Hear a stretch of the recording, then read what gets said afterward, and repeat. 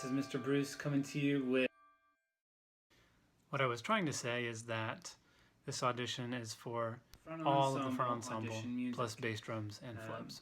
In the past, we've never had everyone for all those sections playing the same thing, but in the past, we've never had what we have right now in the present, as far as what's available to us and the situation at hand.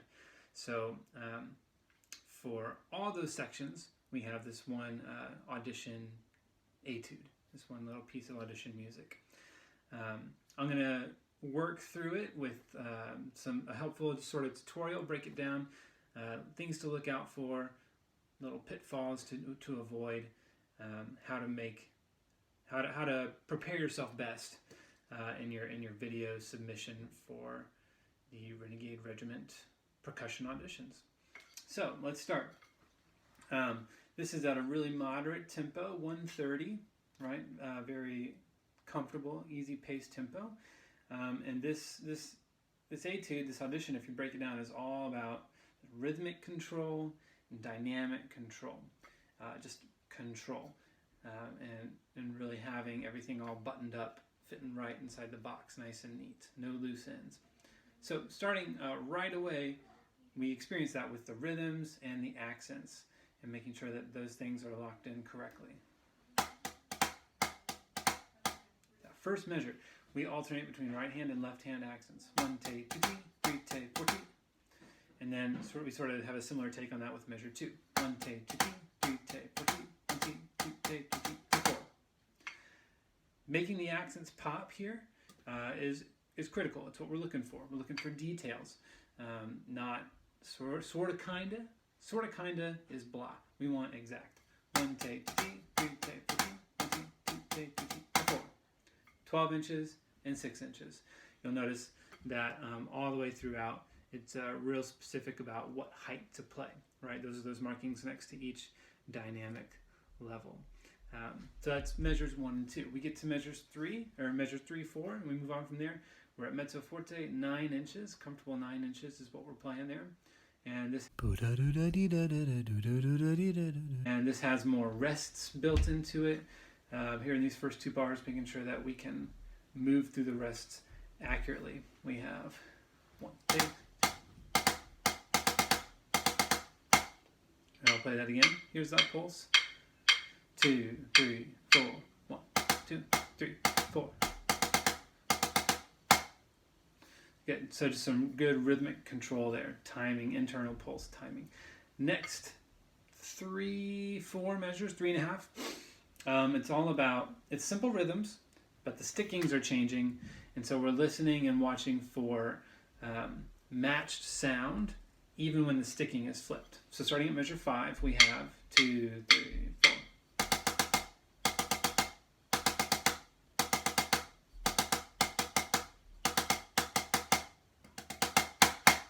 That gets us through that second line, all the way up to measure 9. So not only do we have same rhythms happening, but with different stickings, we do that, and then we flip the whole thing with opposite sticking lead. So right hand lead, 1, 2, 3, 2, 4. And the same thing, left hand lead. Right, same rhythms, different stickings, and then we flip it. Same concept there, except we have that metric shift. 1 ti take, 2 la li 3, 4 ti take, 1 la li 2. Really getting exact precision in those rhythm changes. And then a little simple dynamics.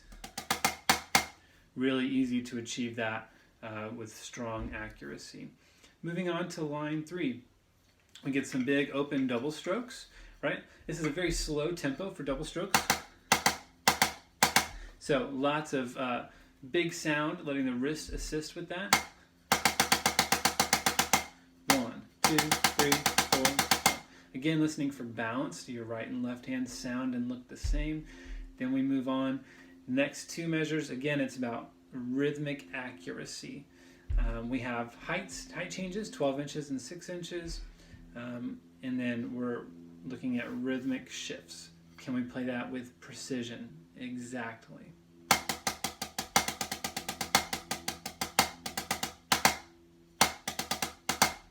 Right? Simple accents on 1 and 3 to kind of help anchor exactly where that big pulse is through the changing rhythms. Let's do those three measures together, 9, 10, and 11.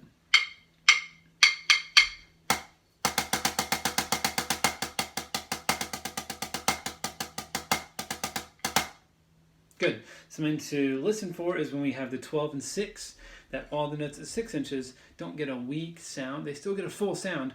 We've just turned the volume down. The quality is still good. Right? It's still a full sound even though it's down here. Not. Right, we don't want that sort of baby feather tappy sound. Still activate a good sound. Moving on, we get back to some more timing things with rests built in for the rest of the piece, pretty much.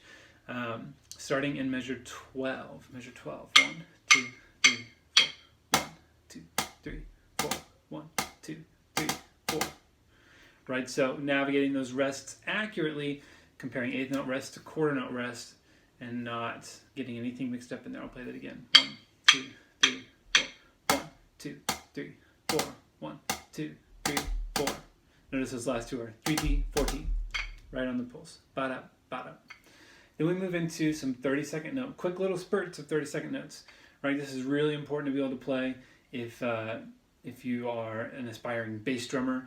You play this rhythm a lot. Right, 4 30-second notes in a row. These have releases. So it sounds like a 5-stroke roll. Right, it's the same rhythm. Ba-da-da-da-da. It's just singled.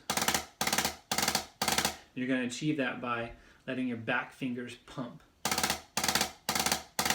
little bit of wrist, right? You can see these front knuckles moving, a little bit of wrist, but having a relaxed and quick back finger motion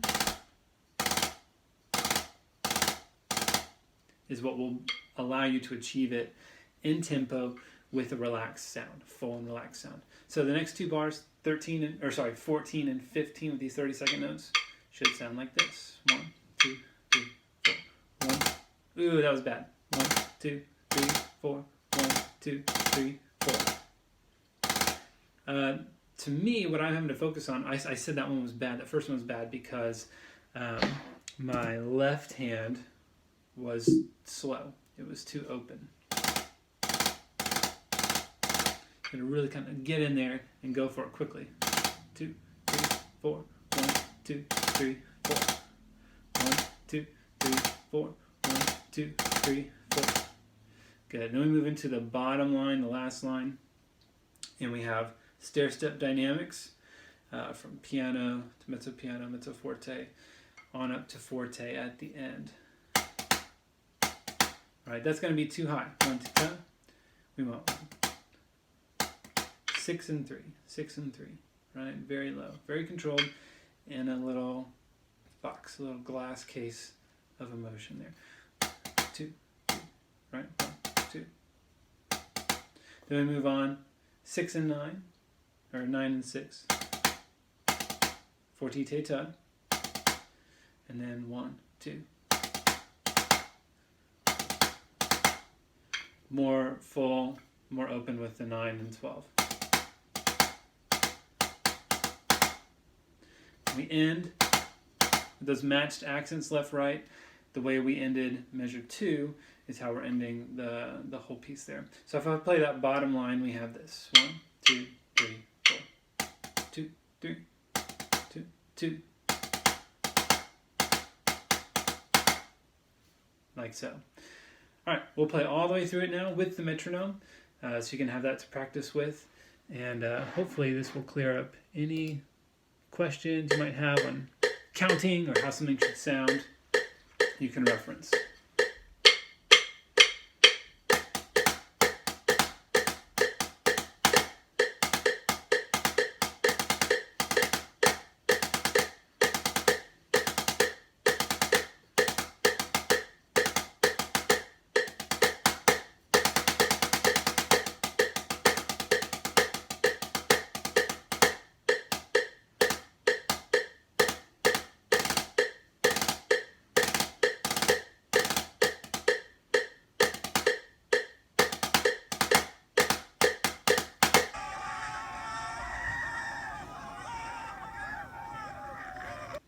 And there you have it. If you're auditioning for front ensemble and you want to do a mallet spot or synth, or something that's not doing a lot of sticks on a drum type thing, you might be thinking, well, why do I have to play this? You're not going to be a good mallet player if you're not good here, right? It's still moving an implement just like you're on a drum pad, right? To create a good sound, have good flow, it all connects, right? To be a good percussionist, to be a good mallet player, to be a good drummer, right? It all requires the same things. So that's why we've decided to take this route with the audition process for these instruments. Hopefully this helps. If you're auditioning for bass drum or for flub, you do have to mark time, right? Left, right with your feet, right? That's our substitute for tapping your foot in the marching world.